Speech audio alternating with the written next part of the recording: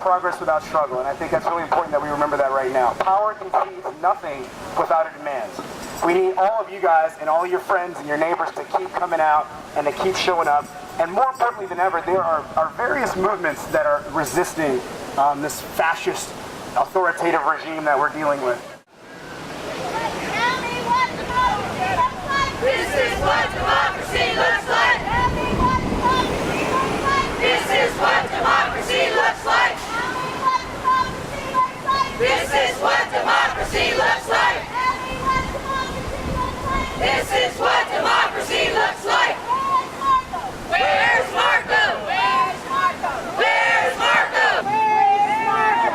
Where's Marco? Where's Marco? Where's Marco? Where's Marco? Where is Marco? Where is Marco? Where is Marco? Where is Marco? Where is Marco?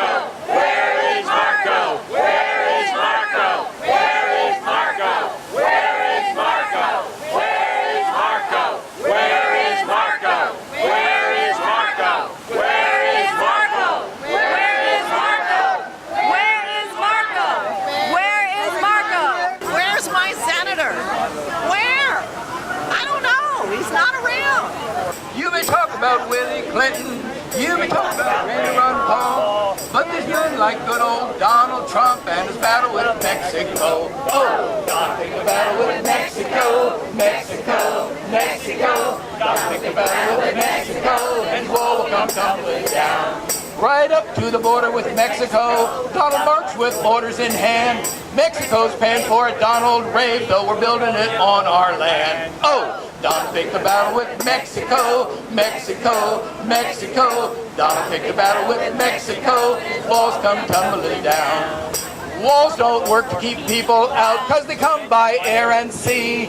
Walls are just a way to rile up the base and tick off a friendly country. Oh, Don picked the battle with Mexico, Mexico, Mexico. Don picked the battle with Mexico, and walls come tumbling down. We're a country built by immigrants, by refugees from other lands. So slamming the door on suffering folks puts their blood upon our hands. Oh, Don picked the battle with Mexico, Mexico, Mexico. Don picked the battle with Mexico, his wall will come tumbling down. When opposition horns begin to blow and the trumpets begin to sound, all good people will take a stand for Donald's wall to come tumbling down. Oh, Don picked the battle with Mexico, Mexico, Mexico. Don picked the battle with Mexico, and his wall come tumbling down. To stay positive. It's so important to what we're trying to do, and I think we still have to demand that Rubio represent us in demanding an investigation of Russian ties and all the conflicts of interest.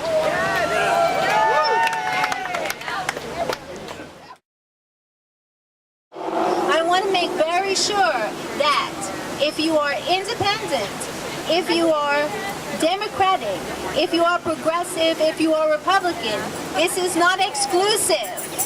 This is inclusive. This is a voice for everybody. Everybody has a voice at the table. A woman that I know had walked by, and she said that she really wants to get involved, but it's hard to get involved because there's not one thing. It's not one organization to follow behind or one organization to get information from. And my response to that, and I wanted to share with all of you guys, I don't believe there needs to be one organization. That was perfect timing. I personally do not believe in that model of having one entire organization running everything with one leader running everything. Solidarity is not about having just one group and everyone within it. It's about various groups showing up for each other. And I think it's really important that we continue to push that idea and bring people into the fold. And like Melanie said, this is not exclusive, this is inclusive.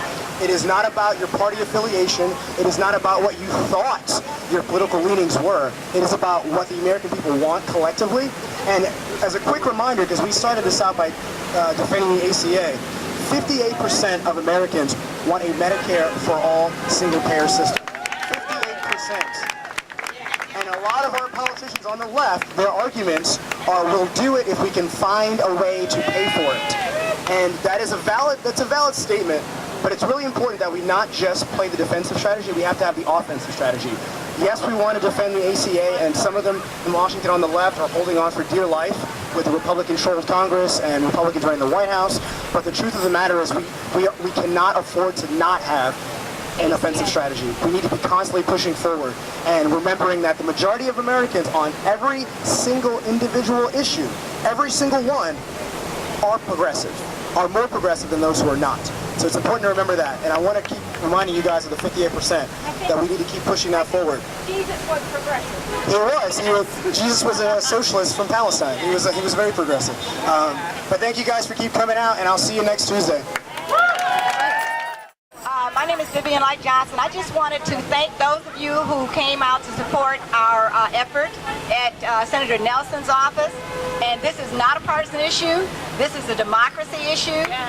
And Senator Nelson has not signed on to a lot of things that we're out here advocating for, such as the S-65 that's asking for Mr. Trump, President Trump, to release his taxes and divest his interests, such as asking for an independent investigation. So if you couldn't make it out there, I hope that's one of your 5 phone calls that you make this week, because we still need to push Senator Nelson. He's a good guy, but he's not signing on. So I ask you to please call Senator Nelson and let him know we appreciate him, but we need him to do the work for us. Thank you.